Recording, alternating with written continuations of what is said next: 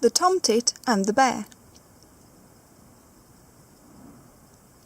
One fine day the wolf and the bear were in the wood, when they heard a bird singing.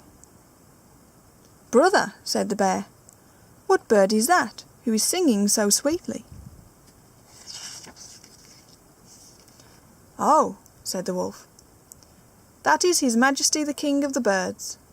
We must take care to show him proper respect." Now His Majesty was only a little Tom-Tit, but the bear said, "I should like to see the royal palace. Pray, show it to me." "No," said the wolf, "we cannot see it yet. We must wait till the Queen comes home." Soon the Queen came with food in her beak, and she and the King began to feed their young ones. "Now for it," said the bear, but the wolf held him back. "Stop a little, Master Bruin," he said. "We must now wait till their Majesties are gone again." So they marked the place where they had seen the nest and went away. But the bear, who was very eager to see the royal palace, soon came back again. He peeped into the nest and saw 5 or 6 young birds lying at the bottom of it. "What nonsense," he said. "This is not a royal palace. I never saw such a poor palace in my life. And you are no royal children, you ugly little birds." As soon as the young Tom-Tits heard this, they were very angry. They screamed out, "How dare you say such things, you stupid bear? Our father and mother shall make you suffer for this."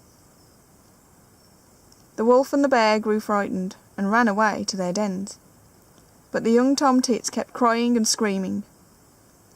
When their parents came home and offered them food, they would not take it.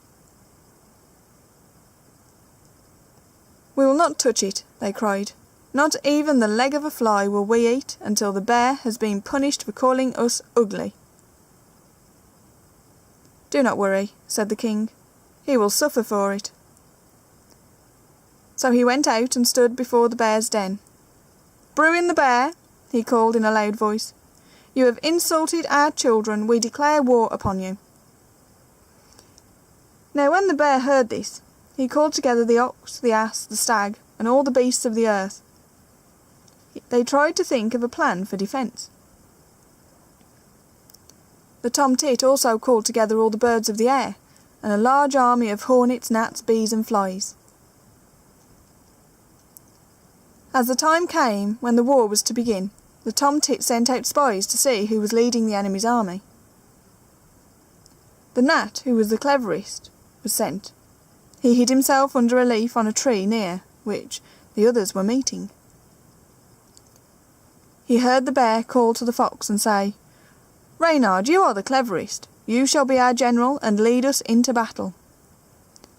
But we must agree upon some signal by which we may know what you want us to do."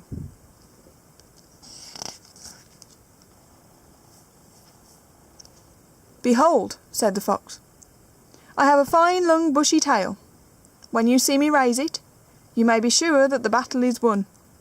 You will have nothing to do but rush upon the enemy with all your force. On the other hand, if I drop my tail, all is lost, and you must run away as fast as you can." Now when the gnat had heard all this, she flew back to the Tom-Tit and told him everything that had been said. At last the day came when the battle was to be fought. As soon as it was light, the army of the beasts came rushing forward. They made such a fearful sound that the earth shook. His Majesty the Tom-Tit with his troops came flying to meet them.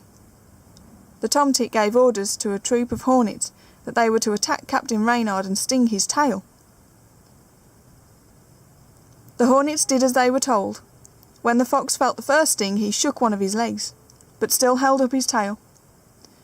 But at the second sting, he was forced to drop his tail for a moment.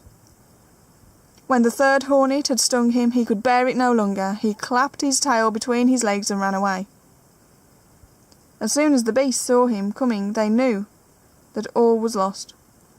and now the king and queen flew back in triumph to their children. "Now, children," they said, "eat, drink and be merry, for the victory is ours."